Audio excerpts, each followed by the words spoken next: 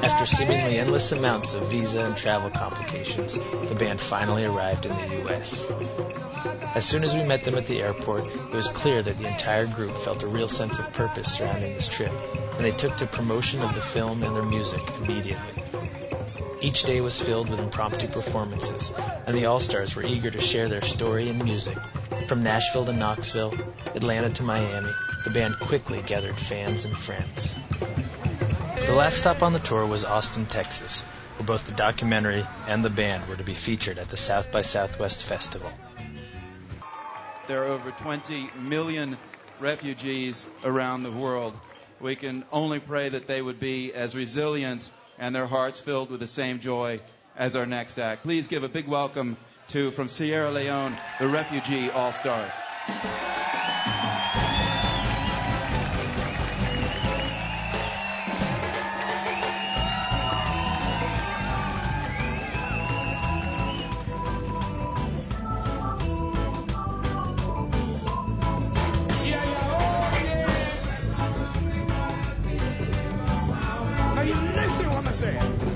When two elephants are fighting, why them fighting? When two elephants fight, which is the position of the civilian or the crime? Ah, na na na. Ah, na na na. As soon as I saw the film, I was knocked out. I thought, if we can be of help, we've got to do this. We had taken on the group based upon what we'd heard on record and what we'd seen in the film. When they showcased at South by Southwest, it was great. It was a relief and an inspiration. Great to know that not only is it an incredible story, but it's a great live band. I'm really honored to be part of the All-Stars story.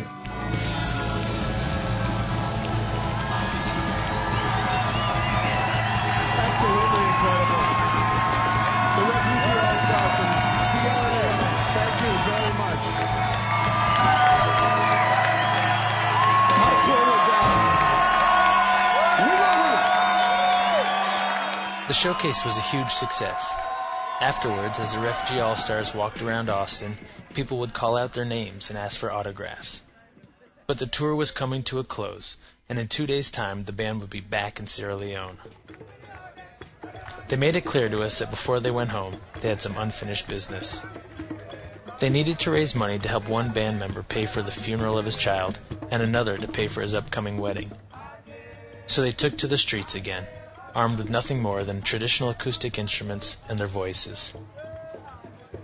I saw a friend of mine in the audience at one point, asked him if I'd told him yet about the story about this group. He said, no, tell me. So I gave him the whole story, and an hour and a half or 2 hours later, 1 o'clock in the morning or something, I get an email with it.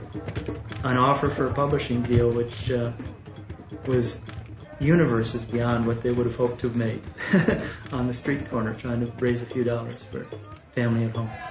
By the time the All-Stars returned to Freetown, it was clear that their fortunes had finally changed. The publishing deal was soon followed by a record contract, and a summer tour through North America and Japan was quickly booked. When we first met the band in a mud hut in a refugee camp in the middle of Guinea and asked them to be a part of our documentary, we never could have imagined how far this collaboration would go. In the camps, they often spoke to us of their dream to have the whole world hear the message of their music. Even in the face of the worst that this world has to offer, and when it seemed they had lost everything, the Refugee All-Stars kept their hope alive. The film gave them an opportunity, but it is the All-Stars themselves, their faith, their strength, and of course their music that has given them this new life. This is clearly just the beginning of the Refugee All-Stars story. Konnichiwa!